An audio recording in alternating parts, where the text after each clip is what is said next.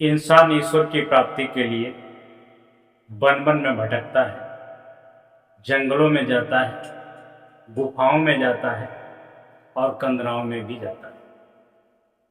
मंदिरों में जाता है, गंगा स्नान जाता है, तीर्थों पर जाता है, झरनों पर जाता है, यहाँ तक कि पेड़ पौधों में धागा लपेट लपेट कर ईश्वर की स्तुति करता है।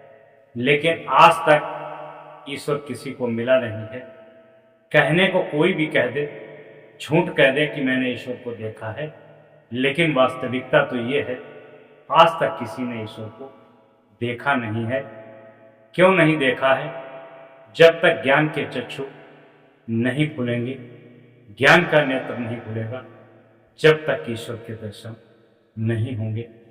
कबीर साहब इसके ऊपर कहते हैं, कस्तूरी कुंडली बसे मृग ढूंढे बन माय, ऐसे घट घट राम हैं जो दुनिया देखत नाय। एक हिरन होता है, उसकी नाभि में कस्तूरी होती है। उस कस्तूरी की जब खुशबू फैलती है, तब उस खुशबू में मुग्ध मगन होकर के हिरन उस कस्तूरी को पूरे जंगल में तलाश करता है, वन वन में तलाश करता है, छटपटाता रहता है कि यह कस्तूरी मुझको कहीं से प्राप्त हो जाए। लेकिन उसके अंदर इतना बुद्धि नहीं है, इतना विवेक नहीं है कि वो कस्तूरी उसकी नाभि के अंदर छुपी हुई है। कस्तूरी के लिए वह अपने आप को दौड़ा दौड़ा करके, पटक पटक करके अपने प्राण त्याग देता है। इसी प्रकार से मनुष्य भी ईश्वर को खोजते खोजते जंगलों में जाता है, गुफाओं में जाता है, कंदराओं में जाता है, मंदिर में जाता है, मस्जिद में जाता है, गुरुद्वारे में जाता है, गिरजाघर में जाता है, चर्च में जाता है, लेकिन कहीं ईश्वर का दर्शन नहीं होता है। केवल ईश्वर की मूर्ति का दर्शन होता है। उसी प्रकार से कबीर साहब ने एक दोहे के माध्यम से और भी समझाया है कि जिस प्रकार से एक पतंगा दिए की लौ को देख करके उसकी चमक में आकर्षण होकर के अपने आप को जला देता है, लेकिन वह दीपक उसको स्वयं जला देता है, उसके प्राण ले लेता है, लेकिन उसकी कभी उसको प्राप्ति नहीं होती है। कभी अपने अंतःकरण बुद्धि विवेक से जागृत करके देखिए, मनन करिए, विचार करिए कि वह ईश्वर जो हर एक जीव प्राणी के अंदर हृदय होता है, उस हृदय में आत्म तत्व, आत्मा का रूप स्वरूप वही ईश्वर का अंश होता है, वही ईश्वर है। लेकिन वास्तव में इस चीज को कितने लोग समझ पाते हैं, कितने नहीं समझ पाते हैं। जंगल में भटकते हैं, वन में भटकते हैं।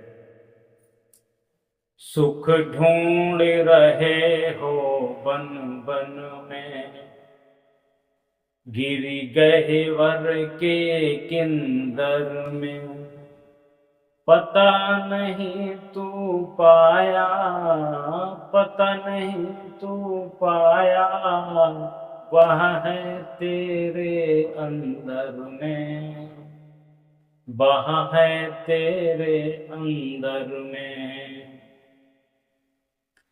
तेरे ही अंतर स्थल में सुख का सागर लहराता, तेरे ही अंतर स्थल में सुख का सागर लहराता, पर तू विपन्न हो करके, पर तू विपन्न हो करके दर दर की ठोकर खाता, दर दर की ठोकर खाता।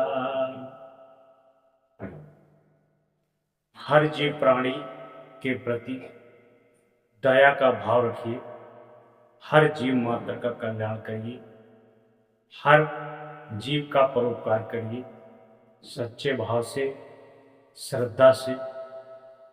हर जीव के अंदर अपना जैसा जीव समझकर उस पर दया का भाव जागृत करिए। ईश्वर कहीं नहीं है, न किसी ने देखा है, न किसी को मिला है। जो जीव मात्र हैं उनके अंदर जो श्वसन क्रिया होती है, उसके हृदय में जो अंगुष्ठ मात्र का आत्म तत्व बैठा होता है, वही परमात्मा का अंश होता है, वही ईश्वर का अंश होता है। जो इसको समझ गया, जो इसको जान गया, जिसने इसको प्राप्त कर लिया, फिर उसके अंदर न कोई राग रहता है, न कोई द्वेष रहता है, न ईर्ष्या रहती है, न गुरु घमंड रहता है, न अहंकार रहता है, कुछ भी नहीं रहता है। वो जीते जाते शुद्ध बुद्ध आत्म तत्व बन जाता है, साधु बन जाता है, संत बन जाता है, और वही वास्तव में उसे भगवत गुण प्राप्त होते हैं, भगवत स्वरूप होता है, ईश्वर का अंश होता है, जिसे आत्म तत्व का ज्ञान हो जाता है, जिसे खुद की पहचान हो जाती है। वह व्यक्ति जीवन में कभी गलत काम नहीं करेगा, किसी को हर्ट नहीं करेगा, कोई जीव हिंसा नहीं करेगा, किसी की चोरी चकारी नहीं करेगा, किसी के साथ दुर्व्यवहार नहीं करेगा, किसी को गंदी दृष्टि से नहीं देखेगा। यदि जो जाग गया है वो औरों को जगाने का काम करेगा, जो सो गया है वो खुद सोएगा और दूसरों को सोने